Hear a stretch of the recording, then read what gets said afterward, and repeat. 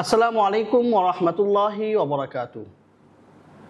নাহমাদুহু ওয়া নুসাল্লি আলা রাসূলিহিল কারীম, আম্মা বা'দ।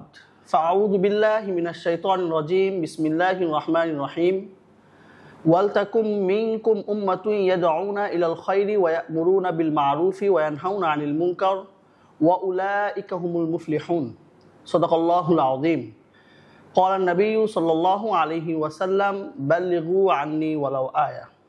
আজ আমরা আলোচনা করব দাওয়াত ও তাবলীগের তাৎপর্য ও আমাদের দায়িত্ব নিয়ে।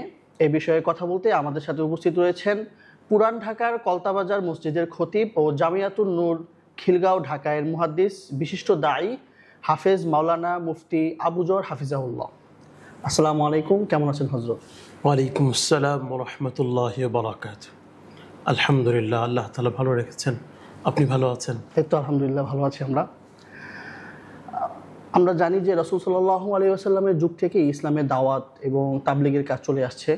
তো রাসূল সাল্লাল্লাহু আলাইহি ওয়াসাল্লামের সেই সময়টা কেমন ছিল বা প্রাথমিক অবস্থা, কাফেরদের এত রকম নির্যাতন সত্ত্বেও তিনি ইসলামের দাওয়াত তার উম্মতদের মাঝে পৌঁছে দিয়েছেন এবং কষ্ট মুজাহাদা করে ইসলামের দাওয়াত দিয়েছেন, সেই সময়টার যে অবস্থা যদি আমাদের দর্শকদের বলতেন।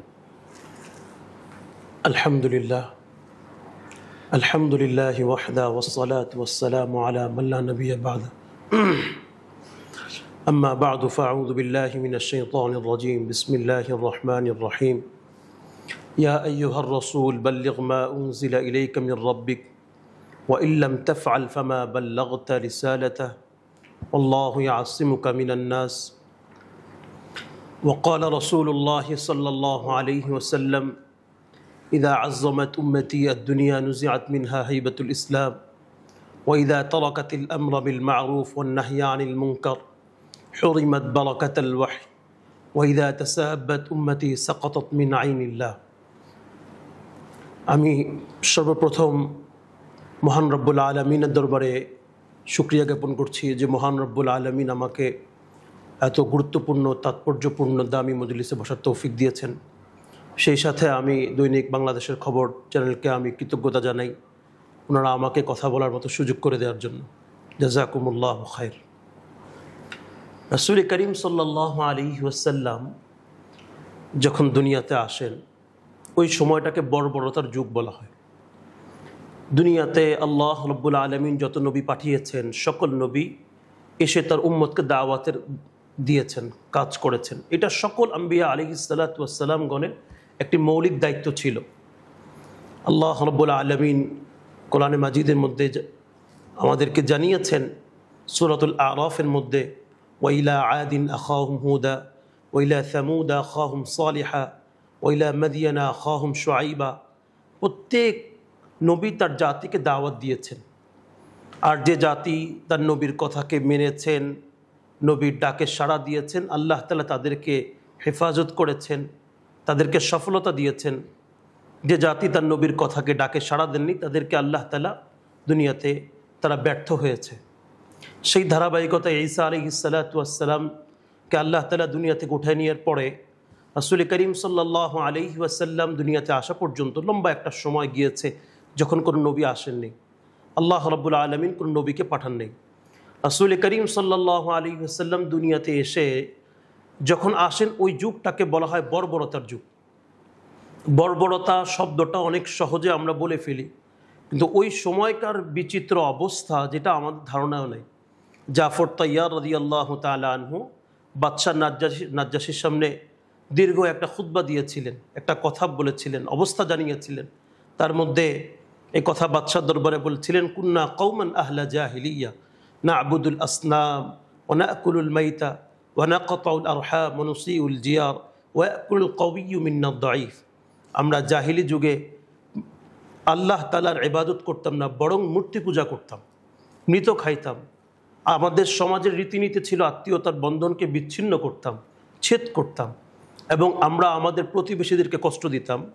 আমাদের অবস্থা এমন ছিল যে আমাদের শক্তিশালীরা আমাদের দুর্বলদেরকে খেয়ে ফেলতো। যেভাবে একটা হায়না, হিংস্র প্রাণী বাঘ যেভাবে একটা অবলা অর্থাৎ নিরহ প্রাণী ছাগলকে যেভাবে, হরিণকে যেভাবে আক্রমণ করে, আমাদের শক্তিশালীরা আমাদেরকে এভাবে আক্রমণ করত। রাসূল করিম সাল্লাল্লাহু আলাইহি ওয়াসাল্লামকে 40 বছর বয়সে আল্লাহ তাআলা নবুয়ত দিয়েছেন।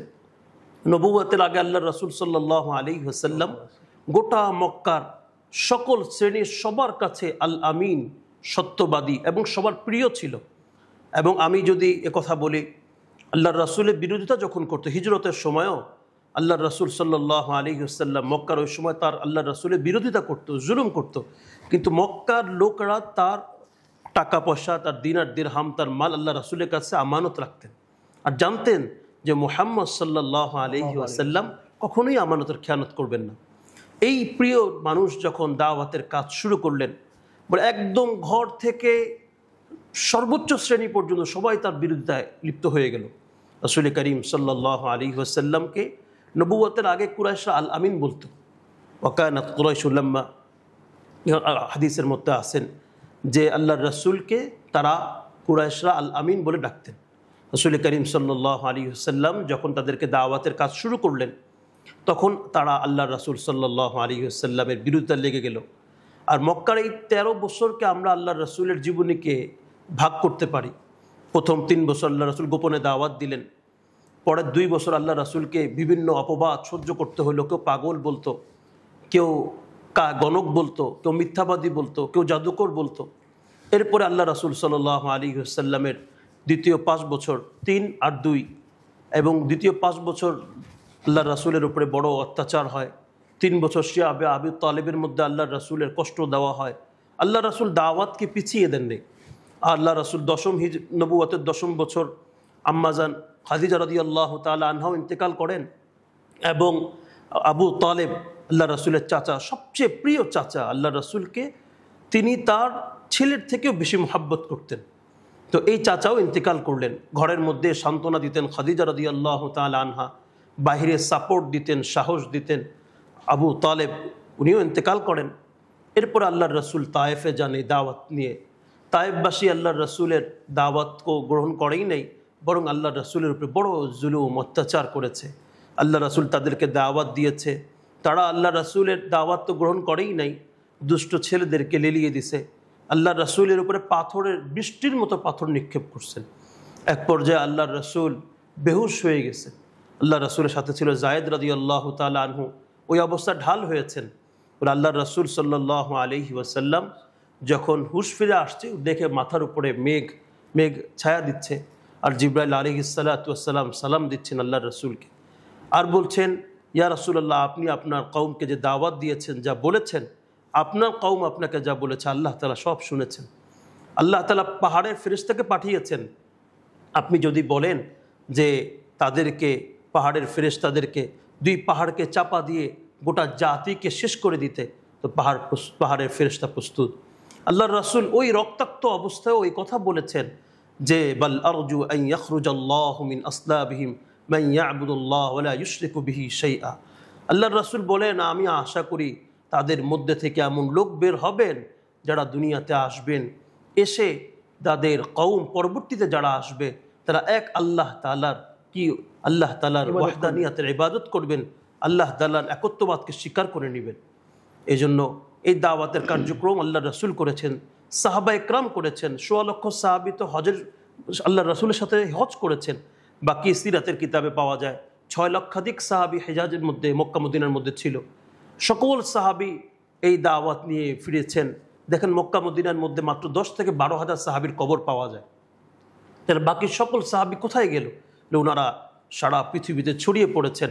এই চীনেও সাহাবীদের, পাকিস্তানের পর্যন্ত সাহাবীদের কবর আছে। আমার সালের সফরে পাকিস্তানি মেহমানদের সাথে সফর হয়েছেন, ওনারা আমাদেরকে বলেছেন যে এই পাকিস্তান, চীন পর্যন্ত সাহাবীরা এই মেহনত নিয়ে আসছেন এবং এই ধারাবাহিকতায় সারা পৃথিবীতে দিন, এই দাওয়াতের মেহনত বরকতে দিন যতগুলো জিন্দা হয়, যতগুলো মেহনত তার মধ্যে কার্যকরী একটা পথপন্থা দাওয়াতের মেহনত আল্লাহ তাআলা এর মাধ্যমে সারা পৃথিবীতে এখন দিনকে জিন্দা করতেছে।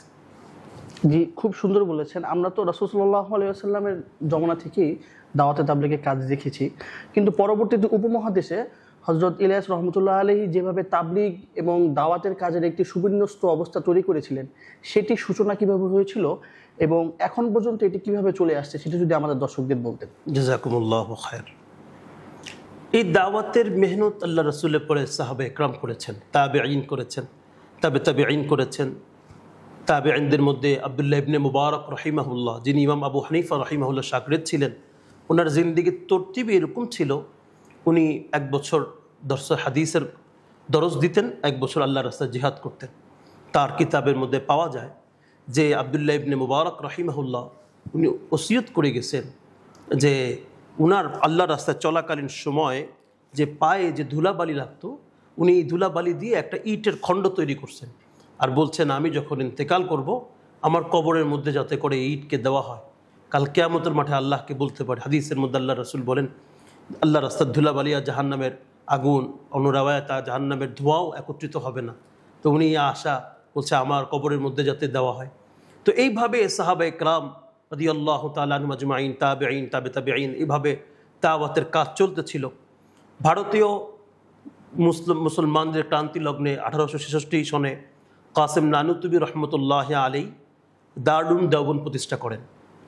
আর এই দারুল দেওবন্দের কৃতি সন্তানদের খেদমত শুধু উপমহাদেশে নয়, আমাদের ইউরোপ, আমেরিকা, অস্ট্রেলিয়া, আফ্রিকা 7 মহাদেশের মধ্যে ছড়িয়ে আছে আলহামদুলিল্লাহ। তাদের খেদমত একদম শহর থেকে উপশহর, জেলা, থানা, নগরী, দ্বীপ দ্বীপান্তরে, দেশ দেশান্তরে সব জায়গাতে ছড়িয়ে আছে আলহামদুলিল্লাহ। হযরত মাওলানা ইলিয়াস সাহেব রহমতুল্লাহ আলাই এই দারুল দেওবন্দের একজন সূর্য সন্তান। উনি এখান থেকে পড়াশোনা শেষ করার পরে নিজ গ্রামে যখন গেলেন, গিয়ে উনি মাদ্রাসার খিদমতেই নিয়োজিত হন। এরপরে উনি ওনার ভিতরে একটা ইহসাস, জরুরি অবস্থার উপরে তার একটা অনুভূতি তৈরি হলো।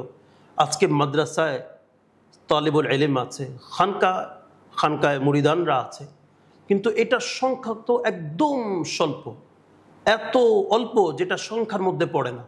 বিশাল একটা অংশ বাহিরে আছেন। তার ভিতরে উম্মতের একটা ব্যথা তৈরি হলো। উম্মতকে নিয়ে যে যারা মাদ্রাসায় অনেকেই যাচ্ছেন না, অনেকেই খানকায় যাচ্ছে না, তাহলে এই লক্ষ লক্ষ মানুষ যারা বাহিরে আছে তাদের নিয়ে কে ফিকির করবে? আল্লাহ তাআলা উনাকে এই ফিকির দিলেন। হযরত মাওলানা ইলিয়াস সাহেব রহমতুল্লাহ আলাই এই ফিকির নিয়ে বলে উনার ভিতরে একটা অস্থিরতা কাজ করলো। উনার জীবনীতে মালফুজাতের মধ্যে পাওয়া যায়, একবার হযরত মাওলানা ইলিয়াস সাহেব রহমতুল্লাহ আলাই তার বিবির সাথে ঘুমাইলেন। তো তার বিবি বিছানায় শুয়ে আছেন আর উনি ঘরের মধ্যে পায়চারি করছেন, অস্থিরতা করছেন।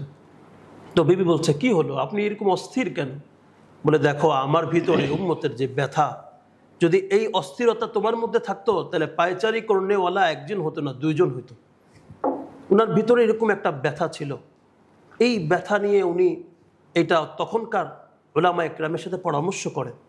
উনি একা একাই এই মেহনতকে শুরু করে দেন নাই।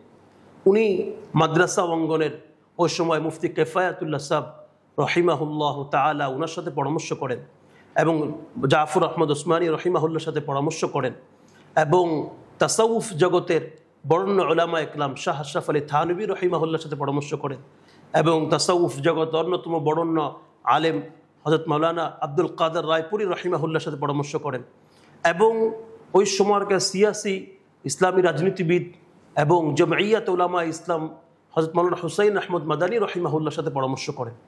উনাদের সাথে পরামর্শ করে এই মেহনতকে শুরু করেন, এবং এই মেহনতের ব্যাপারে উনি অনেক ভয় করতেন যে আমি কোনো বিদআত না জানি চালু হয়ে যায়।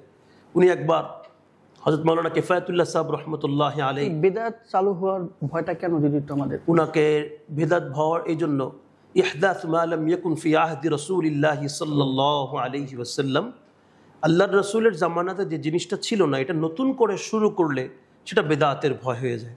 তো উনি এই বিষয়টা আজকে আমরা যেটা সম্মুখীন হয়, উনি অনেক বেশি ভয় করতেন। আমি যদি এখানে একটা উদাহরণ দিই, আমাদের যে ভয়টা কাটে, আমরা যারা কওমি মাদারিস অথবা আমরা পড়াশোনা করছি, আলেম হচ্ছি, আমাদের এলেম কিন্তু এই 23 বছরে কোরআন আসছে, আর আমরা একটা ক্লাস বাই ক্লাস পড়াশোনা করে আলেম হচ্ছি। এলেম তো এইভাবে আসে নাই, কিন্তু এইভাবে সাজানো সুবিন্যস্ত করা হয়েছে আমাদের সহজ করার জন্য, যাতে আমরা পড়াশোনা করে এটার ব্যুৎপত্তি অর্জন করতে পারি। তো এটা একটা সিস্টেম, মাধ্যম, পদ্ধতি, দাওয়াত তাবলীগের এটাও একটা পদ্ধতি। তো উনি চিন্তা করলেন না জানি ভুল হয়ে যায়। ওই সময়কার মুফতি কিফায়াতুল্লাহ সাহেব রহমতুল্লাহ আলাইহি, কিফায়াতুল মুক্তাজির যিনি মুসান্নিফ, তো উনি ওনার কাছে গিয়ে বলছে হযরত এই যে মেহনত, আমার এই তরতিব, আমার এই পদ্ধতি, আর বলছেন যদি আমার দ্বারা কোনো ভুল হয় তাহলে আপনি আমাকে, আমি ওয়াজিবুল কতল, উনি বলতেছেন আমাকে, কারণ আমার ভিতরে যে ভয়, আমি বেঁচে থাকলে এই মেহনত করবই, তাহলে আমি হত্যাযোগ্য, আমি চাই না ইসলামের মধ্যে নতুন কোনো বেদাত তৈরি হোক। তখন মুফতি সাহেব বলছেন, না ঠিক আছে হজরত, এটা আপনার সহি তরতিবই হচ্ছে। এই কথা পর্যন্ত পাওয়া যায়। উনি যখন মৃত্যুর ক্লান্তি লগ্ন, একদম মৃত্যু লগ্নে পৌঁছে যায়, তখন ওনার সাথে সাক্ষাৎ করার জন্য মুফতি আজম পাকিস্তান মুফতি শফি রহমতুল্লাহ আলাই ওনার সাথে সাক্ষাৎ করতে যান। যাওয়ার পরে উনি তো একদম অসুস্থ মানুষ, শুয়ে আছেন, বেহুশ অবস্থা। তো হজরত মৌলানা মুফতি আজম শফি সাহেব রহমতুল্লাহ আলাই, মুফতি শফি সাহেব রহমতুল্লাহ আলাই, ওনার ছেলে, বড় ছেলে, তখনকার উনিও পাকিস্তানের বড় মুফতি ছিলেন এবং দারুল করাচির মোহতামিম ছিলেন, রফি ওসমানী সাহেব উনি বর্ণনা করেছেন, উনি ওনার আব্বার সাথে ছিলেন। তো ওনার খাদেমকে বলছেন, ইলিয়াস সাহেব রহমতুল্লাহ আলাই খাদেমকে বলবা যে দারুলুম থেকে মুফতি শফি আসছে। তো খাদেম তো চিনতে পারে নাই, হুশ আসার পরে বলছে যে হুজুর শফি আসছে দারুলুম থেকে। তো উনি এই কথা বলে ইলিয়াস সাহেব রহমতুল্লাহ আলী বলতেছেন, তুমি বুঝো না কে আসছে, তাড়াতাড়ি ডাকো। তো আসছে, বসছে। তো কথার মধ্যে সর্বপ্রথম কথা ছিল মুফতি সাহেব, উনি বড় ব্যথা নিয়ে বলতো, মুফতি সাহেব আমি যে মেহনত রেখে যাচ্ছি, আমার মেহনত কোনো ভুল হচ্ছে না তো, আমি তো বড় ভয় হয়। তো মুফতি সাহেব রহমতুল্লাহ আলী বলছিলেন যে এটা আল্লাহ তাআলা কবুল করছেন। বলছে, মুফতি সাহেব আপনি কীভাবে বললেন আল্লাহ তাআলা এই মেহনতকে কবুল করছেন? বলে, দেখেন এই মেহনতের মধ্যে আপনার যে ভয় ব্যথা, এই মেহনতকে আল্লাহ কবুল করছেন। আর এই মেহনত আলহামদুলিল্লাহ শুধু উপমহাদেশ নয়, ইউরোপ আর আমেরিকা আর অস্ট্রেলিয়া নয়, সারা পৃথিবীতে আলহামদুলিল্লাহ এই মাকবুল মেহনত চলতেছে। মার্শাল্লাহ, খুব সুন্দর বলেছেন। আপনি তো এই দাওয়াতে তাবলিগে প্রায় 1 বছর আল্লাহ রাস্তায় কাজে লাগিয়েছেন, তো সেখানের অবস্থা কেমন দেখেছেন এবং এই 1 বছরে আল্লাহর কোনো সাহায্য বা বাংলাদেশের বিভিন্ন অঞ্চলে আপনি গিয়েছেন দাওয়াত ও তাবলিগের কাজ করতে, তো সেই অবস্থা বা সেই অভিজ্ঞতা যদি আমাদের দর্শকদের বলতেন। আলহামদুলিল্লাহ, ফারাগাতের পরে একটা আমাদের মুরব্বীদের পরামর্শে মশওয়ারা নিয়ে দাওয়াত ও তাবলীগের 1 সাল লাগানোর আল্লাহ তাআলা সুযোগ করে দিয়েছিলেন। এটা আমি মনে করি আল্লাহ তাআলার পক্ষ থেকে একটা বিশেষ দয়া অনুগ্রহ। কারণ হচ্ছে যে একটা বছর ঘর বাড়ি থেকে বিচ্ছিন্ন আর গ্রাম প্রত্যন্ত অঞ্চল পর্যন্ত যেতে হয়, অনেক হালত সামনে আসে।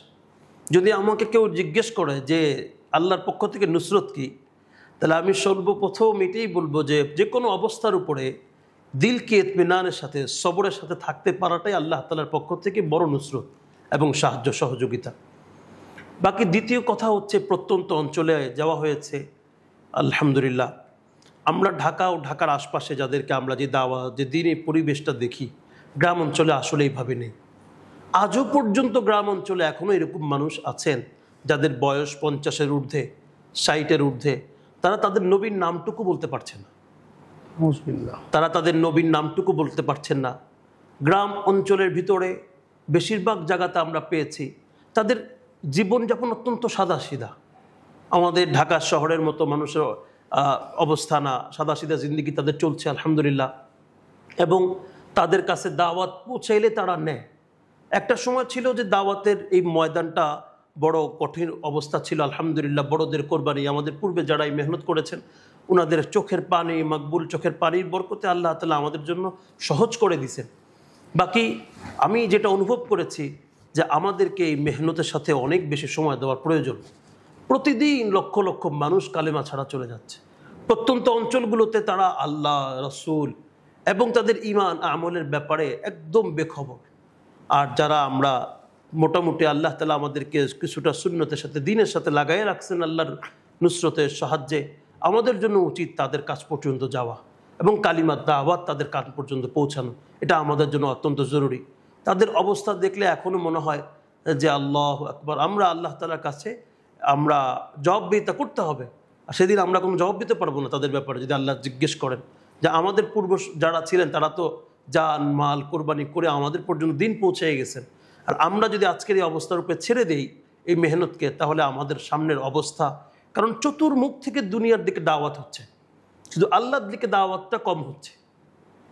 সব জায়গাতে যে কোনো মজলিসে বসলে দুনিয়া নিয়ে আলোচনা হচ্ছে, কিন্তু যে কোনো মজলিসেই কিন্তু আল্লাহ তাআলা বড়ত্ব মহত্ব আলোচনা হচ্ছে না। আর এই যে পরিবেশটা, এই পরিবেশ একদম ভিতরকার থেকে পরিবর্তনের জন্য আল্লাহর রাসূল যে মেহনত, নবীওয়ালা মেহনত করছেন মক্কার ওই বর্বর যুগে, মেহনত করে সোনালী যুগ বানিয়েছেন। আমরাও যদি দাওয়াতের মেহনতটা তাদের পর্যন্ত পৌঁছাইতে পারি, আমাদের সমাজে দাওয়াতের কার্যক্রমটা আরও বাড়াতে পারি এবং এই মেহনত করতে পারি, আশা রাখা যায় ইনশাআল্লাহ আমাদের সমাজও পরিবর্তন হবে ইনশাআল্লাহ। ইনশাআল্লাহ। বর্তমান সময়ে যে আপনি বললেন যে প্রত্যন্ত অঞ্চলগুলোতে মানুষ কালিমা ছাড়া বা রাসূল সাল্লাল্লাহু আলাইহি সাল্লামকে না জেনেই তারা দুনিয়া থেকে বিদায় নিচ্ছে, তো এখনকার সময়ে তাবলীগের প্রয়োজনীয়তা কতটুকু এবং সেখানকার মানুষের সরলতা বা তারা ইসলামের প্রতি কতটা নিবেদিত ছিল আপনি দেখেছেন, এই বিষয়টা যদি বলতেন।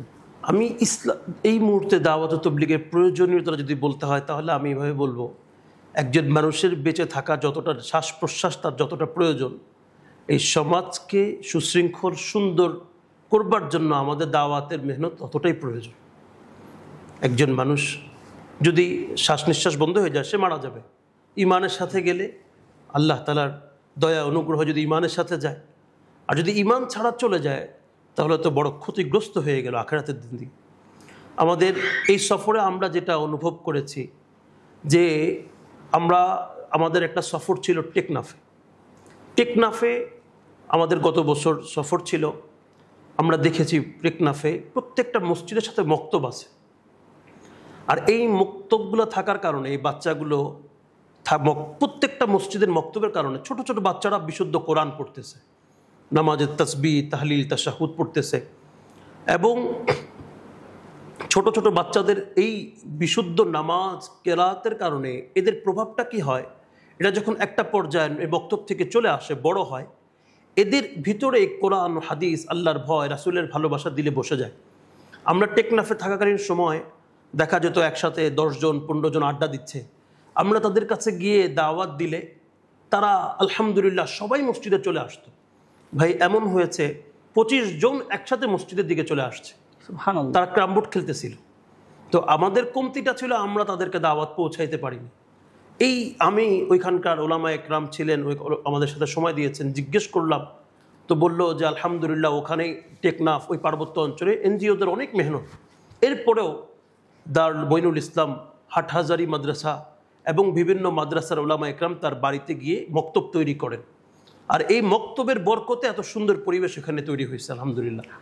এবং আমি এছাড়া অন্য অন্য জেলাতে যখন যাওয়া হয়েছে তখন দেখলাম আমাদের এই মক্তবগুলো মরে যাচ্ছে। সকালবেলা মক্তবের পরিবেশগুলো এখন আর নাই। ঢাকা শহরের মতো মানুষ সবাই এখন দীর্ঘ সময় ঘুমে থাকে, যেটা আমাদের কাম্য নয় পরিবেশটা। তো আমরা বলি যে মক্তব বাঁচলেই বাঁচবে মানুষ, মানুষ বাঁচলেই বাঁচবে দেশ। আদর্শ মানুষ গড়বার জন্য যার কোনো বিকল্প নেই, সেটাই হচ্ছে আদর্শ মক্তব তৈরি করা। 2 নম্বর বিষয় হলো যে দাওয়াতের প্রয়োজনীয়তা অনেক বেশি। এই মেহনত করলে, এই মেহনতের মাধ্যমে আল্লাহ তাআলার ভয় যখন আসবে, আল্লাহর ভালোবাসা আসবে, তখন মানুষ দিনের কাজ করবে।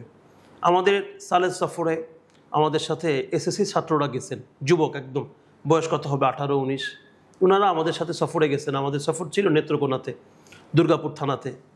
এই বাচ্চাগুলো আমাদের সাথে চিল্লায় গেছেন। আমার সালেহ সফরের প্রথম সফর। এরকম আমরা 3 জনকে পেয়েছি যারা সুবহান রাব্বিয়াল আ'লা শব্দটুকু বলতে পারে না, মুসলমানের সন্তান। তো এরা যখন আমাদের সাথে গেছেন, আমরা ওনাদের সাথে মুজাকারায় বেসিক থেকে শুরু করে একদম ফরজ গোসল, যে সমস্ত ওজুর ফরজ এবং তায়াম্মুমের ফরজ, আলহামদুলিল্লাহ সুম্মা আলহামদুলিল্লাহ 40 দিন পরে যে ছেলেটা সুবহান রাব্বিয়াল আ'লা বলতে পারতো না, সে 10টা সূরা মুখস্থ করে ফেলছে। সুবহানাল্লাহ। আর এখন সে আলহামদুলিল্লাহ দৈনন্দিন দাওয়াতের মেহনতের সাথে আছেন। উনি নিয়ত করে আসছেন ওই সময়ই যে আমি এখন ঘরে গিয়ে আমার বাবাকে আল্লাহর রাস্তায় পাঠাবো। এবং আমি যদি আরেকটা কারগুজারি শোনাই, আমাদের সাথে সালেহ সফরে, আমার বগুড়া সফরে ছিল, বগুড়া সদরেই। তো এখানকার আমাদের কিছু যুবক ছিল যাদের বয়স, যুবক বলতে পুরা যুবক না, একটু বয়স্ক, বেশ বয়স হয়েছে, খুব ধনী পরিবারের। তো ওনারা 4 জন ছিলেন। ওনারা 4 জনই ড্রাগ অ্যাডিক্টেড ছিল, তো অসুস্থ ছিল, আল্লাহর রাস্তায় গেছে। ওনারা যাওয়ার পরে ওই সফরে আমাকে জিম্মাদার বানানো হয়। আমি ওনাদের জন্য প্রথম গিয়ে বুঝতে পারি নাই। আমি যখন আমাদেরকে মুরব্বীরাই আমাকে এটার জিম্মাদারি দেয়, তখন আমি একটু ভীত সন্তুষ্ট ছিলাম। মুরব্বীরা বলছে তোমার সাথে আল্লাহর সাহায্য থাকবে, তুমি যাও ওনাদেরকে নিয়ে। ওনারা একটু হাই ফ্যামিলির ছিল, মাশাআল্লাহ, ওনারা খুব মেনেছেন আলহামদুলিল্লাহ আমাকে। বাকি যাওয়ার পরে আমরা দেখতাম ওনারা রাতে ঘুমাতেন না। তো এই তাহলে তো সকালবেলা ওনাদেরকে আমালের জন্য বলা যাচ্ছে না, রাতে ঘুমায় না। আর বেশিরভাগই এই অবস্থা, 1টা 2টা 3টা। তো একদিন আমি ওনাদেরকে ডেকে বললাম, ভাই কি হলো, রাত্রে ঘুমাইতে পারতেছেন না, কি সমস্যা? যদি বিছানায় সমস্যা হয়, কারণ যে মানুষটা রাতে ঘুমায় না তাকে তো সকালে ডাক দেওয়া যায় না আমলের জন্য। দাওয়াত তাবলীগের আলহামদুলিল্লাহ পুরো 24 ঘন্টা একটা রুটিন, একটা নিজামে চলে। তো আমি জিজ্ঞেস করার পরে উনি, আমার এক ভাই বলতেছে, আমি সাহেব ওনাদের মধ্যে থেকে, আমরা সম্পূর্ণ ড্রাগ এডিক্টেড ছিলাম। দীর্ঘ যে সংখ্যাটা বলছে, সংখ্যাটা আর বলবো না, অনেক লম্বা সময়। আর এটা বলতেছে যে আমাদের রাত হলে আমাদের দিন হইতো, যখন মানুষ সবাই রাত 10টার দিকে শুয়ে পড়ে তখন আমাদের দিন হইতো, আর দিনে আমরা ঘুমাইতাম। এমন মানুষদেরও আল্লাহ এই তাবলীগে এনেছেন এবং আপনাদের মাধ্যমে তারা আলহামদুলিল্লাহ সুম্মা আলহামদুলিল্লাহ। ওনারা এই কথা বলেন যে প্রতিদিন মানে সংখ্যাটা এত 8-10 হাজার টাকার নেশা ওনারা করতেন। তো এই লোকগুলো দাওয়াত তাবলীগে আসছে, এদের মধ্যে থেকে একজন পুরা 4 মাস লাগাইছে আলহামদুলিল্লাহ। 3 জনের এত বড় সুন্নতে দাঁড়িয়ে এখন হয়েছে, আপনারা দেখলে মনে হবে আলহামদুলিল্লাহ এখন বর্তমানে তারা পরিপূর্ণ সুন্নতের ইহতেমাম করে, পরিপূর্ণ সুন্নতের ইহতেমাম। বিবিদেরকে পর্দা করাইতেছেন। তাদের মধ্যে একজন বর্তমানে এখনো পর্যন্ত চিল্লায় আছেন, সময় লাগাইতেছেন। আমাদের যে কোনো ছোট ছোট থেকে ছোট বিষয় জানেন। দাওয়াত তাবলীগের একটা উদ্দেশ্যই ছিল উম্মত আল্লাহর রাস্তায় গিয়ে ওনারা ফিরে এসে এলমের তলব নিয়ে আসবে, ওলামাদের সোহবতে যাবে। কারণ দিনে যে কোনো মেহনত এলমের সাথে হতে হবে, ইলম ছাড়া তো দিনই কোনো কাজ হবে না। তো আলহামদুলিল্লাহ এই তলব ওনাদের মধ্যে হয়েছেন, এবং ওনাদের মধ্যে একজন নিয়ত করছেন ওনার সন্তানকে হাফেজ আলেম বানাবেন, সকলেই নিয়ত করছে। এটা তো দাওয়াত তাবলীগের মেহনত বরকত, যাতে করে উদ্দেশ্য এটাই ছিল ইলিয়াস সাহেব রহমতুল্লাহ আলাইহির, প্রত্যেকটা বান্দা যাতে আল্লাহর সাথে সম্পর্ক হয়ে যায় এবং এই মেহনতের মাধ্যমে আমার ইমান আমল ঠিক হয়ে যায়। তা আমি মনে করি আমাদের অনেক বেশি অংশগ্রহণ করা প্রয়োজন, এবং আমরা যে যেখানেই আছি আমাদের ওলামা ইকরাম কাছে আমি সবিনয় অনুরোধ করব, রিকোয়েস্ট করব ওনাদের কাছে ফারাগাতের পরে এবং আমাদের ছুটিকালীন সময় রুখসত যখন হয় একটু আওয়ামদের জন্য একটু সময় দিব। বলে যদি আমাদের শিরকত হরকত বাড়ে, এটা আওয়ামদের জন্য অনেক বেশি উপকারী হয়। আল্লাহ আমাদেরকে বুঝা আমল করার তৌফিক দান করেন। আমিন। অনেক ধন্যবাদ হযরত আমাদেরকে এতক্ষণ সময় দেওয়ার জন্য। আশা করছি আপনার কথার মাধ্যমে মানুষ অনেক বেশি উজ্জীবিত হবেন এবং দাওয়াতে তাবলীগে তারা সময় দিবেন। জাযাকাল্লাহ আপনাকে। জাযাকুমুল্লাহ খায়র ফিদ দার।